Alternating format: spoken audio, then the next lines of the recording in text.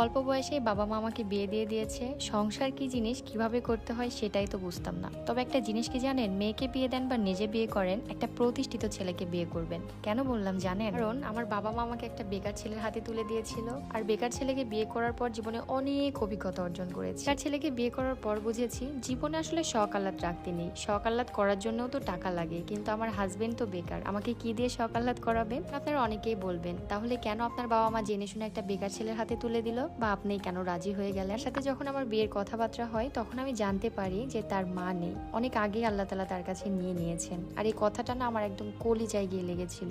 কেন জানি না খুব ইমোশনাল হয়ে গিয়েছিলাম ব্যাপারটাতে, যে মা নেই। আর এই দুনিয়াতে যার মা নেই তার আসলে কিছুই নেই। যার মা নেই সেই বুঝবেন যে মা না থাকার যন্ত্রণাটা আসলে কতটুকু। এ ঠিক হওয়ার পর যখনই তার সাথে কথা বলতাম সে বারবারই বলতো, আমার তো মা নেই, আমি কার সাথে কি শেয়ার করব? খুবই ফাঁকা লাগে, খুব একা লাগে, একদমই ভালো লাগে না কিছু। বেকার ছেলের বউ হওয়ার পর বুঝলাম যে বাস্তবতা আসলে কতটা কঠিন। বাস্তবতা শুধুই চাই টাকা, টাকা ছাড়া এই দুনিয়াতে আসলে কিছুই নেই।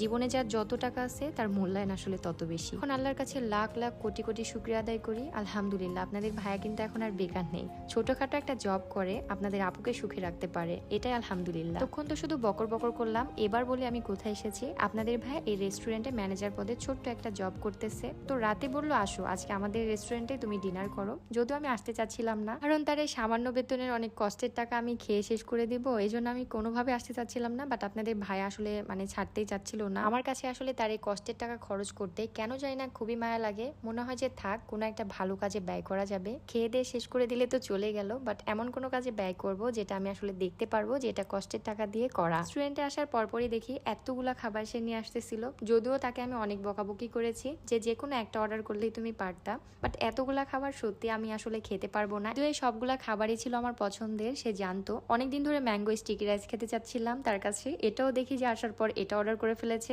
আমি তো রাইসের চাইতে ম্যাঙ্গো স্টিকি রাইসটাই বেশি খেয়েছি। সময় বেকারের বউ ছিলাম বলে কোনোই দাম পায় নাই, মূল্য পায় নাই। কিন্তু আমার হাজবেন্ড এখন আলহামদুলিল্লাহ একসাথে দুইটা জব করতেছে। সকাল থেকে রাত পর্যন্ত অনেক ব্যস্ত থাকে, বাহিরে থাকে। সে এখন অনেক বেশি পরিশ্রমী। বাহিরে কি খায় না খায় আমি তো আর দেখতে পাই না, এই জন্য বলছিলাম আসো ভালো মন্দ যা খাই একসাথেই খাবো। আমার এই অল্প বয়সে বিয়ে করে এই ছোট্ট জীবনে অনেক অভিজ্ঞতা অর্জন করেছি। আর সেখান থেকেই বলবো, মেয়েকে বিয়ে দেন বা নিজে বিয়ে করেন না কেন, একটা প্রতিষ্ঠিত ছেলেকে বিয়ে করবেন। বেকার ছেলের হাত ধরে তার বাড়ি এসে তো বুঝলাম যে আসলে জীবনে টাকা ছাড়া কোনোই সম্মান নেই। আমার হাজবেন্ড বেকার ছিল বলে আমাকে কেউ সম্মান দিত না, আমার কোনোই মূল্য ছিল না, আমার কোনো শখ আহ্লাদও ছিল না। তবে একটা জিনিস খুব ভালো হয়েছে, তার এই বেকারত্বের সময় আপন মানুষ, পরিবারের মানুষ সবাইকে চেনা হয়ে গেছে যে কে আসলে কতটা আপন।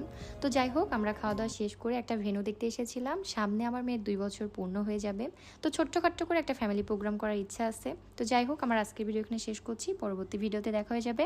সবাই ভালো থাকবেন, সুস্থ থাকবেন, আল্লাহ হাফেজ।